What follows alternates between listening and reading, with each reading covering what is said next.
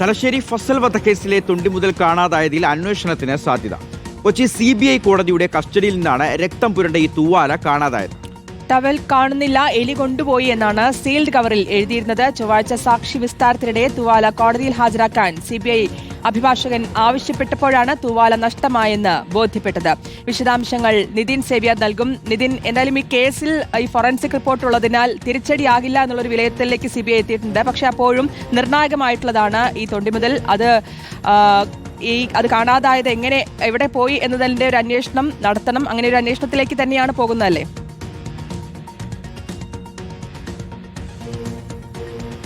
തീർച്ചയായും നിർണായക തെളിവ് എലി കൊണ്ടുപോയത് ഈ തലശ്ശേരി ഫസൽ വധക്കേസിൽ തിരിച്ചടിയാകില്ല എന്നാണ് CBI കോടതിയിൽ പറഞ്ഞിരിക്കുന്നത്. ഇന്നലെ വാദത്തിനിടെയാണ് എറണാകുളം CJM കോടതിയിൽ സൂക്ഷിച്ചിരുന്ന രക്തം പുരണ്ട തൂവാല കാണാതായത് എന്ന് വ്യക്തമായത്. ഫോറൻസിക് റിപ്പോർട്ട് നിലവിൽ തെളിവായി കോടതി അംഗീകരിച്ചിട്ടുള്ളതിനാൽ തൂവാല നഷ്ടപ്പെട്ടത് പ്രശ്നമല്ല എന്നാണ് CBIയുടെ നിലപാട്. തലശ്ശേരി ഫസൽ വധക്കേസിലെ നിർണായക തെളിവായിരുന്നു ഈ രക്തം പുരണ്ട തൂവാല. ധർമ്മടം അണ്ടല്ലൂർ ഭാഗത്ത് RSS പ്രവർത്തകരുടെ വീടിന് സമീപത്ത് റോഡിൽ നിന്നുമാണ് ഈ തൂവാല ലഭിച്ചത്. കൊലപാതകത്തിന്റെ ഉത്തരവാദിത്വം RSS പ്രവർത്തകരിലേക്ക് എത്തിക്കാനായി ഗൂഢാലോചന നടത്തിയതിന്റെ നിർണായക തെളിവാണ് രക്തം പുരണ്ട തൂവാല എന്നാണ് CBIയുടെ വാദം. ഇതിനായി കേസിലെ പ്രതികൾ തൂവാല ഇവിടെ കൊണ്ടിടുകയായിരുന്നു എന്നാണ് CBI വാദിച്ചിരുന്നത്. മെയ് 12-ന് ഹർജി പരിഗണിക്കവേ തൊണ്ടി മുതലായ ഈ തൂവാല ഹാജരാക്കാൻ CBI ആവശ്യപ്പെട്ടിരുന്നു. തുടർന്ന് എറണാകുളം CJM കോടതിയിൽ സൂക്ഷിച്ചിരുന്ന തൂവാലയടങ്ങിയ സീൽ വെച്ച കവർ കോടതിയിൽ എത്തിക്കുകയും ചെയ്തു. ഇത് തുറന്നു നോക്കിയപ്പോഴാണ് തൂവാല അതിൽ ഇല്ല എന്ന് വ്യക്തമായത്. ഏതായാലും ഈ സംഭവത്തിൽ ഒരു അന്വേഷണം ഉണ്ടാകുമെന്നാണ് നിലവിൽ മനസ്സിലാകുന്നത്.